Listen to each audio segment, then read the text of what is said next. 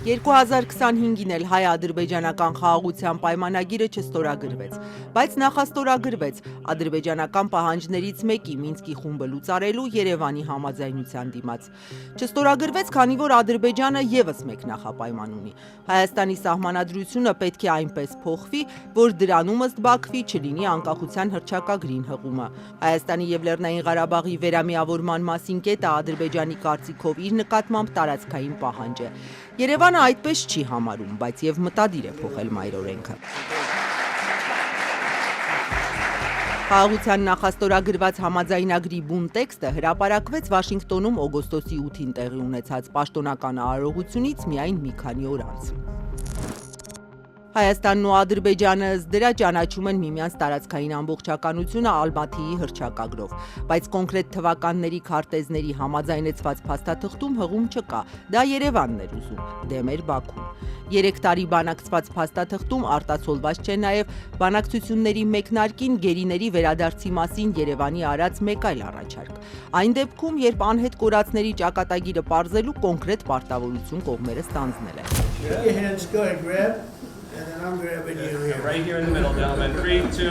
Բաքուն չբավարարվեց նրանով, որ Երևանը Ղարաբաղը ճանաչեց Ադրբեջանի կազմում։ Պայմանագրում առանձին կետեր կան ծայրահեղականության և անջատողականության դեմ պայքարի, միմյանց դեմ ներկայացված միջպետական հայցերը փոխադարձաբար հետ կանչելու, համատեղ սահմանի երկայնքով երրորդ կողմի ուժեր չտեղակայելու մասին։ Ու չնայած Հայաստանի ավելի քան 200 քառակուսի կիլոմետր տարածքը շարունակում է մնալ ադրբեջանական օկուպացիայի տակ, գերիները Բաքվի բանտերում, իսկ Ալիևը պարբերաբար պնդում է ադրբեջանցիների վերադարձի հարցը, Վաշինգտոնյան պայմանավորվածություններից հետո Հայաստանի իշխանությունները արդեն հաստատված խաղաղությունից են խոսում։ Հայաստանի Հանրապետության և Ադրբեջանի Հանրապետության միջև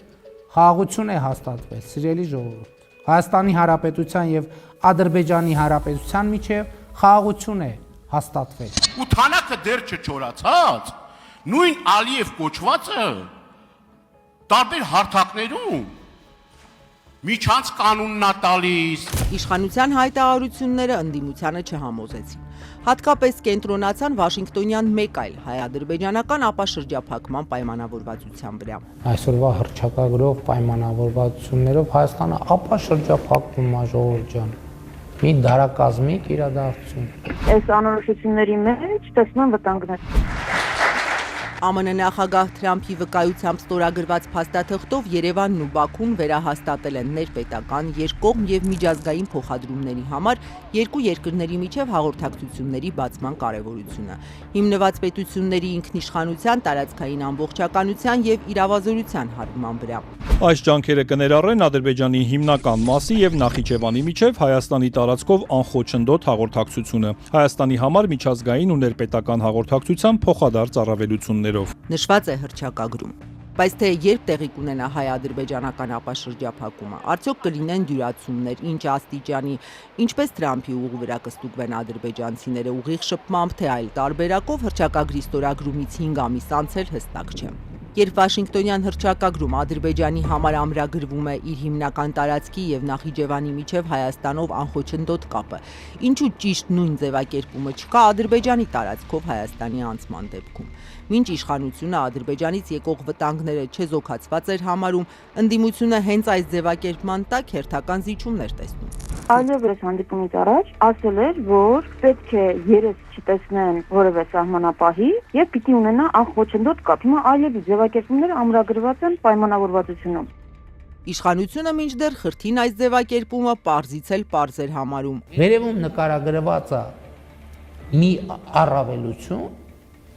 ասված է, որ փոխադարձաբար այդ նույն առավելությունը պետք է ունենա Հայաստանի Հանրապետությունը։ Հայաստանի Հանրապետության համար միջազգային ու ներպետական հաղորդակցության փոխադարձ առավելություններ։ Դե լավ, եկեք մեկնաբանենք այս տեքստը, լավ, ոնց մեկնաբանենք։ Ընդդիմադիրների աչքից նաև չէր վրիպել Հայաստանի և Ադրբեջանի ղեկավարների ստորագրած համաձայնագիրը ընդհանուր ապաշրջափակման մասին էր, բայց տեքստում մանրամասն միայն Ադրբեջանի համար այդքան ցանկալի Սյունիքով անցման մանրամասներն էին նկարագրված։ Որքան էլ կողմերը փորձում են բոլոր տեղերից բրդել, որ սա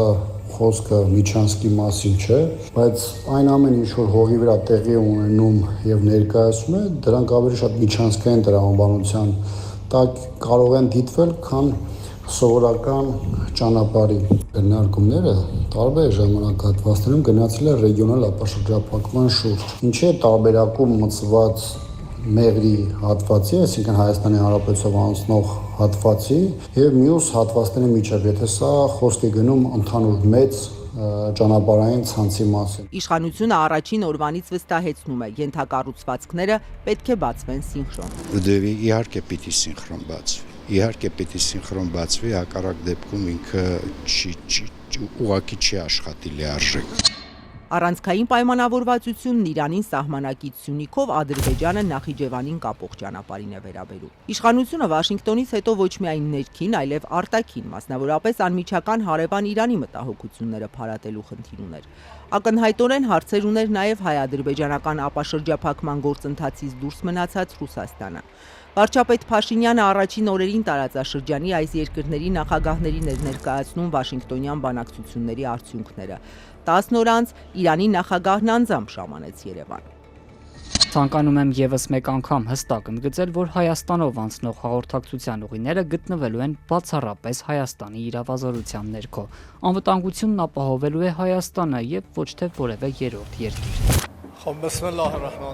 Փորձագետները երկու գործոն են շեշտում, Իրանն իր համար է անհանգստանում Հայաստանի հետ այլընտրանքային կապը չկորցնելու, բացի այդ չի ուզում իր սահմաններին ամերիկյան ներկայություն տեսնել։ Այդ օրերին կարծես Երևանին հաջողվեց Թեհրանի աշխարհիկ իշխանության լարվածությունը մեղմել, բայց տարեվերջին Իրանի գերագույն հոգևոր առաջնորդի արտաքին հարցերով խորհրդական Ալի Ակբար Վելայաթին հայտարարեց. Թրամփի ծրագիրը գործնականում նույնն է, ինչ Զանգեզուրի միջանցքը, միայն անունն է փոխվել։ Ոչ, Թրիփը նույն Զանգեզուրի միջանցքը չէ։ Ինչ վերաբերում է Իրանի դիրքորոշումներին, մենք մշտապես կապի մեջ ենք մեր իրանցի գործընկերների հետ եւ տեղեկացնում ենք իրենց զարգացումների վերաբերյալ, հաշվի ենք առնում իրենց գայունությունները։ Սյունիքի ճանապարհը Թրամփի ուղի կոչելու համաձայնությունը Ադրբեջանին չխանգարեց շարունակել օգտագործել Երևանին այդքան նյարդայնացնող Զանգեզուրի միջանցք տերմինը։ Bu çerçevede Washington zirvesinin diğer mühim nəticəlerindən biri də Zəngəzur dəhlizinin açılmasıdır. Creation of the Zangezur corridor. Ես խստորեն դատապարտում եմ ձեր կողմից ապա լեգիտիմ բառապաշարի օգտագործումը այս հեղինակավոր դահլիճում։ Եվրոպայի խորհրդի խորհրդարանական վեհաժողովում այս զայրացած հայտարարությունից բառացիորեն 2 օր անց վարչապետ Նիկոլ Փաշինյանը միջանցքի հարցը փակված համարեց, բայց ոչ թե որովհետև Բաքուն դադարեց գործածել մի ձևակերպում, որը հենց նույն Փաշինյանի կարծիքով Հայաստանում ընկալվում է որպես տարածքային պահանջ, այլ որովհետև Հայաստանի ղեկավարի ընկալմամբ ադրբեջանցիները հորադի Զանգելան ճանապարհն են կարճ Զանգեզուրի միջանցք կոչում։ Թարգմանական ծրագրերում մի քանի վայրկյանանոց որոնումը ցույց է տալիս ադրբեջաներեն Զանգեզուրի միջանցք ձևակերպումը հորադի Զանգելան ճանապարհ արտահայտությունից ընդամենը 2 տարով է կարճ։ Իմ ընկալումը է նա, երբ որ Ադրբեջանը ասում է Զանգեզուրի միջանցք, իրանք նկատի ունեն հորադի Զանգելան ճանապարհը։ Ուզում են ասեն Զանգեզուրի միջանցք, թող ասեն Զանգեզուրի միջանցք։ Ես ասում եմ Հայաստանի Հանրապետությունում չկա տենց բան եւ կարող եմ ապացուցել ոչ միայն իմ, այլև Ադրբեջանի նախագահի ստորագրությամբ։ Այդ թեման եկեք համարենք փակված։ Թրիփի մասին քիչ բան է հայտնի, օրինակ քանի տարով է նախատեսված հայ-ամերիկյան գործակցությունը այդ ճանապարհին։ For up to 99 years. Նախագահ Թրամփը այդ օրը խոսում էր 99 տարվա մասին, հետագայում նույն ժամկետի երկարաձգմամբ։ Չնայած Հայաստանի իշխանությունը մի քանի ամիս պնդում էր, թե 99 տարվա վերաբերյալ ֆիքսված պայմանավորվածություն չկա, բայց մոտ 1 ամիս առաջ հենց վարչապետը հայտարարեց. Երևանն ու Վաշինգտոնը քննարկում են 2 սցենար 99 եւ 49 տարով։ Իսկ ինչ գործնական քայլեր կան։ Հայտնի է, որ Թրիփի պլանավորման եւ կառուցման աշխատանքները ղեկավարելու համար հայ-ամերիկյան առանձին կառույց կձևավորվի։ Տարեվերջին իրավաբանական հարցերն էին լուծվում հայ-ամերիկյան համատեղ ընկերություն ստեղծելու համար։ 2026 թվականի առաջին կեսին ընդունել դրանից բխող բոլոր որոշումները համատեղ ձեռնարկության հիմնադրման կառուցապատման իրավունքի կառավարության եւ մյուս ինստիտուտների համար ենթադրվող որոշումները եւ 2026 թվականի երկրորդ կեսին արդեն սկսել բուն շինարարական աշխատանքները թե որ ենթակառուցվածքի շինարարությունից կսկսեն, դեռ չեն հստակեցնում։ Որտեղից սկսել, որը շուտ կստացվի։ Ես ուզում եմ չթաքցնել նաև, որ Կոպենհագենում Ադրբեջանի նախագահի հետ մենք քննարկում էինք նաև այս հարցը եւ կարծես թե եկանք ըմբռնման, որ գուցե թե ամենաարագ իրականացվողը էլեկտրահաղորդման գծերի եւ գազամուղի կառուցումն է, բայց դա նախնական քննարկում է եւ հետագա քննարկումների ընթացքում դա ավելի կկոնկրետացվի եւ հասկանալի կդառնա։ Օրինակ փոխվարչապետ Գրիգորյանը, որը զբաղվում է նաև ապաշրջափակման հարցով, խոսում էր երկաթգծից։ Հայաստանի իշխանությունները ցանկանում են, որ թրիփի ներդրումները Սյունիքով չսահմանափակվեն, այլ ներառեն նաև Երասխի հատվածը։ Բայց նոյեմբերի կեսին վարչապետ Փաշինյանի արած հայտարարությունից պարզ է դառնում, դեռ համաձայնություն չկա։ Մեր ընկալումը այն է եւ մեր ցանկությունն այն է, որ Ադրբեջանից մտնելով Մեղրից Նախճեվան, հետո շարունակությունը Երաս, շատ կարևոր է նաև այս երկաթուղին մինչև Թուրքիայի սահման ախուրիկ շահագործելու համար։ Այստեղ մենք ունենք կտոր, որը վերականգնման ենթակա է նույնպես շատ կարճ կտոր եւ մենք արդեն իսկ սկսել ենք զբաղվել դրանով։ Այս դարակազմիկ շրջադարձը Վաշինգտոնի խաղաղության գագաթաժողովը հնարավորություն է, որպես այստեղ մի քանի միլիարդ դոլար չտացվի այն պարագայում, երբ շատ ավելի փոքր ներդրումներով այդ նույն երթուղին ըստ էության հնարավոր է լինելու ապահովել ախուրիկ երասք երթուղով եւ իհարկե մենք աշխատում ենք այս ուղղությամբ նման ըմբռնում եւ համաձայնություն ձևավորելու համար։ Հաղորդակցության ուղիների վերականգնման, կառուցման հատվածներում նախ պետք է հստակեցվի, սահմանազատվի եւ սահմանագծվի Հայաստանի եւ Ադրբեջանի միջև պետական սահմանը։ Իսկ սահմանը արդեն ունի իր պարտադիր ատրիբուտները՝ սահմանապահ, մաքսակետ եւ այսպես շարունակ։ Այլ բան, որ դեռևս խաղաղության խաչմերուկ նախագծի ներկայացման ժամանակներում եւ մինչեւ